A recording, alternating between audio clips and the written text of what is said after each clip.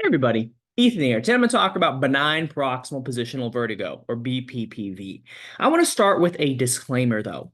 I'm someone who loves science. I really do. I like how it helps you answer questions systematically or scientifically, if you will. And after all, I am in medical school, which is an enormous expenditure of money, time, and sanity. It would be a massive financial and personal blunder if I didn't love science. But as is with any love or relationship, there are fights, there are moments of doubt, there are issues. And one of those issues came with the topic of this video, benign proximal positional vertigo, or BPPV. Because when I was younger, I experienced some dizziness, this vertigo, like the room was spinning. It was terrible. I felt very sick. I told my mom, who is a doctor. She looked me over and she said, "Yeah, Ethan, this is a big word I didn't understand at the time, which happened to be BPPV, or benign proximal positional vertigo." And she told me, "Ethan, something along the lines of this: the crystals in your ear that sense balance are messed up. Let me spin your head around and it should fix it." And then she told me to lie down and started spinning my head around, which made me feel very dizzy and sick. And the entire time, she was going on and on and on about crystals, dislodging crystals, crystals and balance. And all I could really think at the time was WTF. If this is science, I do not like science. Crystals, spinning, balance, this is nonsense. What the heck is going on? So to make things worse, to add insult to injury, all this spinning did nothing for me. In fact, it just seemed to make things worse. I felt dizzy for the rest of the day and several days after that. But eventually the dizziness, the vertigo did go away. And luckily for my future medical career, and perhaps unlucky for the future of the profession, I have a very poor memory. So I promptly forgot about this incident. I returned to loving science. Here I am in medical school. But when we learned about BPPV in class, all these memories came rushing back, and I figured, heck, I better make a video about it. So speaking of that video, what am I going to talk about in this video? I'm going to have a brief overview of the utricle and the semicircular canals, broadly just the vestibular system. I'm going to explain the pathophysiology of BPPV, and I'm going to do an overview of how the Epley maneuver can be used to treat BPPV, integrating these previous two sections. So let's talk about that vestibular system. What in the world does it do? The vestibular system helps provide information about the position and movement of the head, and in doing so, helps control reflexes to do things like maintain gaze. For example, take this GIF here. This dude is shaking his head back and forth. I want you to do the same thing he's doing and maintain eye contact with him, all right? A little awkward, a little weird, I know. Sustained eye contact is always a little awkward, but notice how even though your head was moving, your eyes are able to stay in contact with his.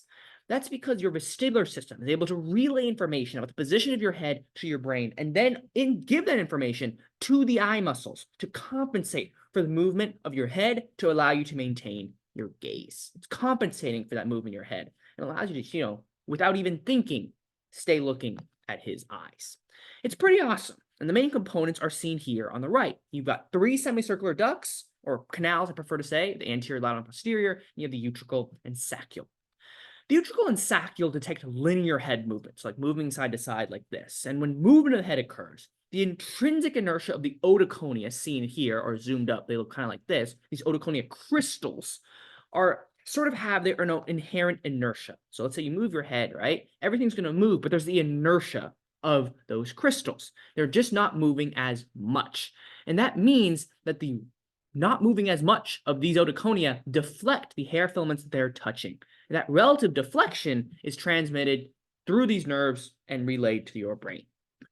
So I can think of it really as pushing a shopping cart. And this is a bit of a weird analogy, but just bear with me.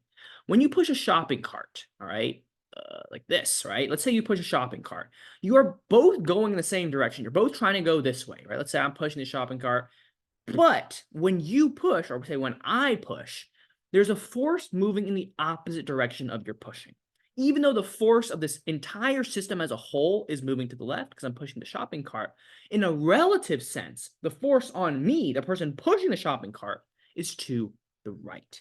It's not a perfect analogy because the otoconia involve three things, right? There's the head, the otoconia, and the hairs, but I hope this illustrates how, even as a system moves in one direction, the relative forces on each component can differ. So as the entire head moves, the otoconia moves, everything moves in that same direction. But because there is a relative slowness of the otoconia, because of its own inertia, there's a relative movement away from the actual movement of the head. And that relative movement away is what deflects these hair cell filaments and allows for the sensation of motion. This fundamental principle derives sensation in the utriculosaccule and semicircular canals and the vestibular system as a whole. It's just the idea that the inertia of one thing helps deflect hair cells, which then transmit information about movement. And speaking of those aforementioned semicircular canals, here are the semicircular canals. And these detect angular head movement, like twisting or spinning. Rather than otoconia, they have something called the cupula, seen here, that deflects these hair cells in response to movement of endolymph. I like this chart here on the right because it helps illustrate how this works. As you rotate the head, the lagging of endolymph fluid, because of inertia, as I said before, deflects the cupula, allowing for perceived movement. And the same goes with, deceleration, constant movement, and the like. At a basic idea, what I hope is very clear is that everything's trying to move in that direction you move your head. But because something, whether it be the endolymph or otolith crystals, are moving a little bit slower or moving a little bit less because there's that inertia, there's a relative motion that's against the movement of where your head is moving. That deflection, that relative movement causes deflection of the hair cells, and that leads to sensation of movement, or the information that helps you drive reflexes. So now that's just there, the abbreviated overview of this vestibular system. And this again right here is what it looks like. Notice now how close the utricle is to the semicircular canals. In fact, they are connected, and that will become relevant very soon. Let's now move to the pathophysiology of BPV itself. And this acronym stands for a very long phrase, and let's decode it.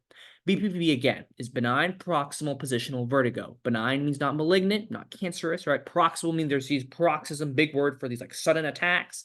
Positional means it gets worse with certain positions, related to position. And vertigo is like this sensation. It's a specific type of dizziness, because dizziness is a very broad, uncertain word. It's a specific dizziness where you feel motion without actual motion. Like, the room is spinning when or the room isn't actually spinning, or you're not spinning. But how does this happen? How does BPPV happen? Recall that the utricle has these otoconia crystals that deflect the hair cell filaments. After trauma or vigorous movement or just bad luck, these otoconia crystals can get dislodged and start moving freely around in the utricle. Remember now that the utricle is connected to the semicircular canals, so a stray crystal can get into those semicircular canals. But how, you may ask? It comes via head movement. A very common position where, say, you lie on your back is a pretty big culprit for how you deposit the crystal in the canal. So when you go to sleep, or you lay on your back, that really repositions your semicircular canals. So, nice slide transition there. But it's not exactly the orientation of semicircular canals when you lie down on your back is not exactly as what you see in this picture. Why? You got to sort of imagine things in a 3D sense. Remember, this picture is looking at the canals head on. So initially, you're looking at these canals like you are at me in this weird picture, just head on. When we just flipped it 90 degrees, we're not laying on our backs, we're really just laying on our sides, right? Because we just sort of flipped that picture 90 degrees. In order to actually make someone lay on their back, or see what, to see what the semicircular canals would look like if you laid on your back, you would have to rotate this picture in the plane of the screen. So it's as if it was coming at you, right? So what you would do is this horizontal canal here, imagine it rotating. Imagine this picture rotating 90 degrees so that this canal was coming at you. It looks like something like this if this wasn't so horribly drawn, right? So imagine rotating around that green arrow so that that canal is rotated so it comes at you. That it would be equivalent to what the semicircular canals would look like if you were lying down on your back. And in that position, I agree, this is a terrible drawing. You just have to trust me at this point. That exposes these posterior canals to gravity. It means it's very easy for a crystal in the utricle to fall downwards with gravity into the canal. So imagine a crystal here can fall directly into the canal, or can adhere to the cupula over there. You might be telling me, Ethan, okay, fine. People laying their backs that expose the posterior canal, but I sleep on my side. The answer is, yeah, I do too. I get it. And that's important because it is true. BPV doesn't only affect the posterior canal. It can affect any canal. It's just the posterior is the most common, probably because of how common laying on one's back is and how laying on one's back exposes the posterior canal via gravity to movement of crystals from the utricle into the canal. But regardless, let's talk more about the canals and zoom in closer. Focusing on the canal itself, there are two main theories about BPV works, and they both sort of go in and out of fashion. My understanding is they both can and are true. There's canalithiasis, apologies, where the crystal floats in the canal, or cupulothiasis, where it just adheres there to the cupula. And when the crystal adheres to the cupula, that affects the hair deflection because obviously you're adhering directly on the thing that deflects the hairs, which causes vertigo. Obviously, it messes up the sensation the hair cells do. But when the crystal sits in the canal, you might think, or at least I thought, if it's just sitting in the canal, it will move as the indolent fluid moves, right? So what difference does it make to the hair cells if the crystal's moving along with the fluid? Bear with me. Let's think about this. Imagine laying down, right, from a sitting position. The indolent fluid moves as you move, and that is obviously causing a sensation in the hair cells that you're moving. And once you do lay down, the indolent is going to stop moving because you stop moving.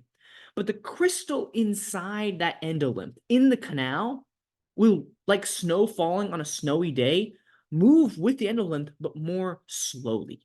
This means that as you lay down, even though the endolymph has stopped moving, that crystal, like snow, will move more slowly down the canal, creating the sensation of movement because the endolymph will move as a result of that crystal displacing endolymph fluid without your head actually moving, giving you the sensation of movement without movement. So, essentially, now that brings us to how to treat BPPV. And one option is the Epley maneuver. Here's a diagram of how it works. In short, you spin your head around like my mom tried to do when I was a kid.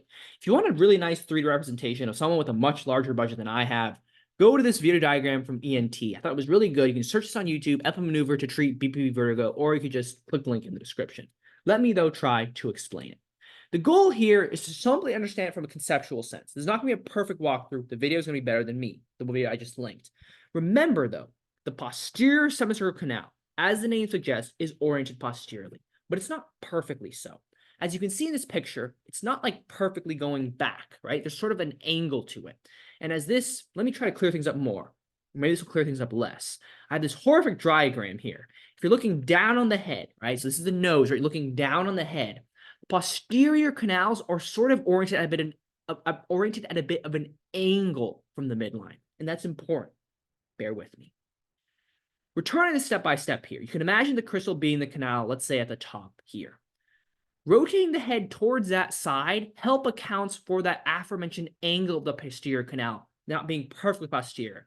So that when you lay down at an angle, you're compensating for that angle of the canal so that at an angle, now you're letting gravity work completely fully down. If you laid perfectly down, just straight down, that canal would still be sort of at an angle because it's always at an angle. But by turning your head, you're allowing it to be fully acted on by gravity, right? Then you turn 90 degrees to help move through the canal more. And again, this 2D diagram is not showing this perfectly, but it's just about getting the idea across. Then you roll onto the shoulder, keep it moving, and then you sit up. And ideally that moves the crystal through the canal and completely back in to the utricle. It's okay if you don't fully understand how each step corresponds to otolith movement. Listen, these diagrams are horrible, my explanations are questionable at best. But what I hope all this makes clear is that the idea behind Epley maneuver is that we are exploiting the anatomy of the canal and gravity to sort of just drag the crystal out by moving your head in certain ways. So with that out of the way, what did I cover today? The vestibular system uses deflection of sensory hair cells in the utricle, sacral, and semicircular canals to detect linear and angular movement of the head. BPPV, or benign proximal positional vertigo, involves displacement of utricle otoconia into the semicircular canals, causing pathologic stimulation of those sensory hair cells, causing vertigo, or sensation of movement where there is none. And the Epley maneuver involves rotation of the head to allow the otoconia to fall back in the utricle. Here are the sources I consulted. I hope that was at least a little bit helpful. Wish you have a good one. Take care. Bye-bye.